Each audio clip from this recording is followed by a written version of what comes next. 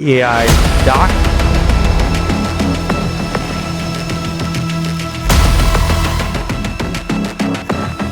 Learner.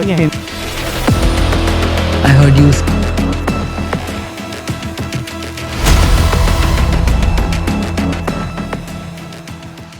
Imagine this is 2046 and your child gets education for 500 rupees a month.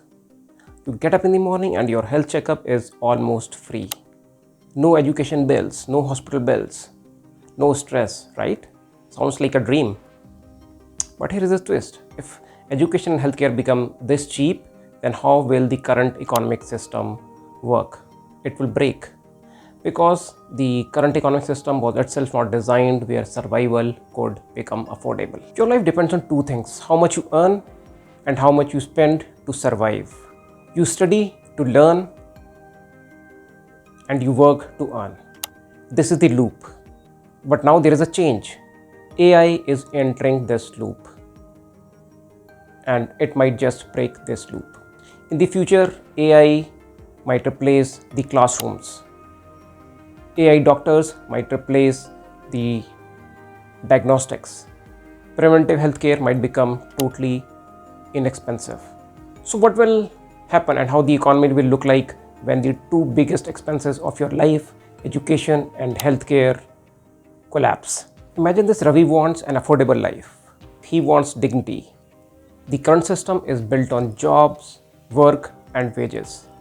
The system wants you to work, earn and spend, because this is how the current economic model works. But what happens when AI takes over the jobs and you still need money to survive?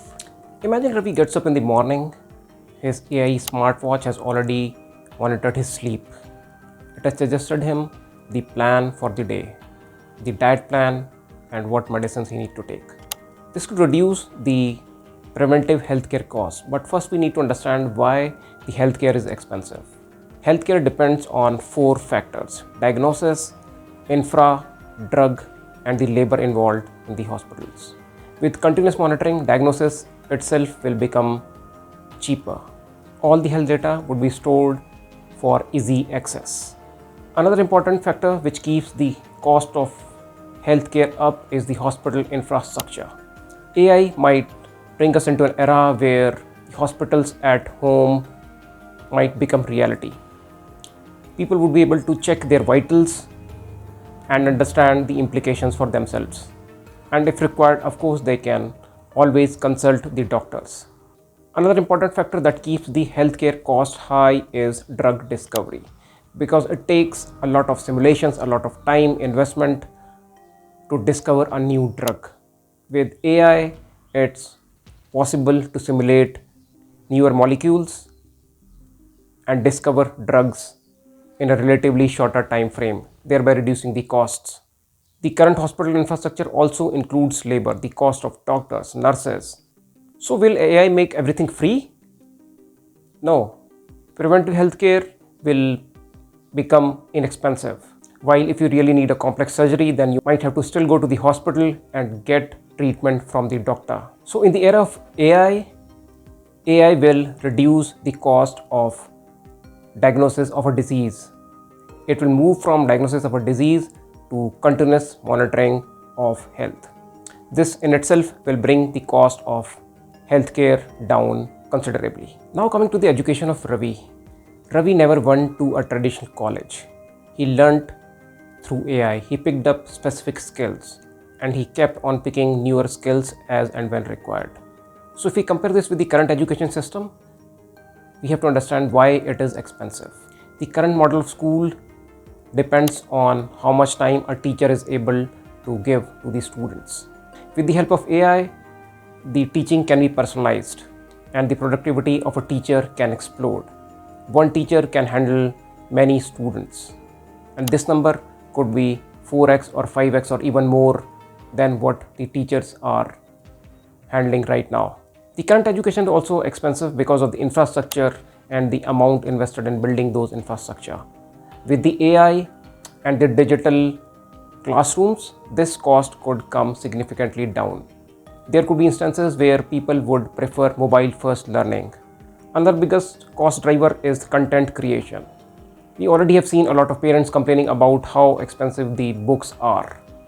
But with the AI and the digital content, this cost could come significantly down, even closer to zero. What will AI help in doing away altogether with these schools? Probably not. There could still be some elite institution which would be there for providing the brand to their students. On top of that, some students might still need to go to school to learn skills because that is the method which suits them. So with health and education being taken care of, how is Ravi able to work and earn? Ravi has now become a part of gig economy, and some months he earns 5,000 and in some months he earns 50,000. On top of that, he also gets 13,000 rupees from the government as universal basic income, which is just enough for his survival but not for his comfort. So for Ravi, education is cheap, healthcare is cheap. So where does he spend his money on? Lifestyle, experiences, convenience. Now the big question for Ravi is, he is not afraid of survival. The big question for Ravi is, if I don't need to work, why should I work? So we mentioned that Ravi would be able to get universal basic income of approximately 13,000 rupees. Where will this money come from when people would already be losing the jobs? Suppose there is a factory which employs 100 people, and now with the help of AI, the number of people it requires is only 50. So 50 people would be losing their job.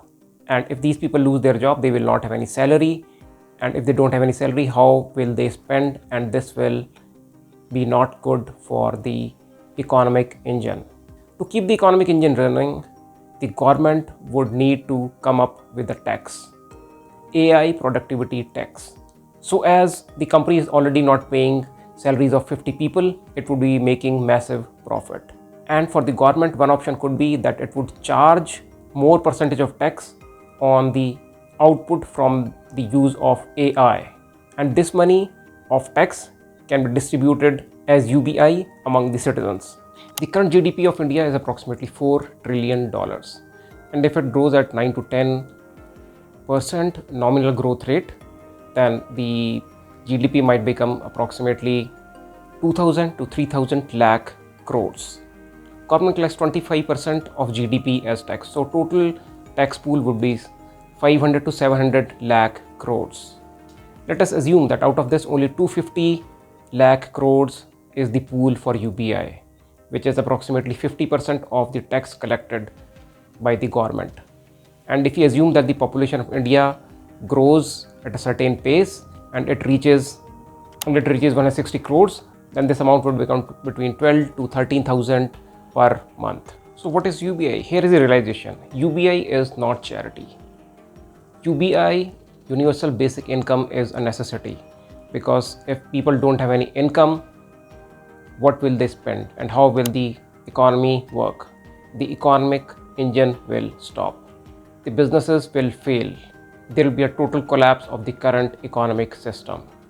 We have to see how the current AI system evolves, because if AI is controlled by a fewer companies, then those companies will become rich. The wealth will concentrate. There will be inequality. The middle class will collapse. There will be no stable jobs. Even from the government perspective, too much tax, the companies leave. Too little tax, inequality explodes. The government has to do a tight rope walking, and its role becomes increasingly important. So what does it mean for us? For people like Ravi, it means that there is a shift from survival economy to a meaning economy. In this new economy, Ravi does not struggle to live. He struggles to find out why he lives the way he lives. So what we can conclude finally? All of this can be summed up in one line. When survival becomes cheap, the purpose becomes expensive.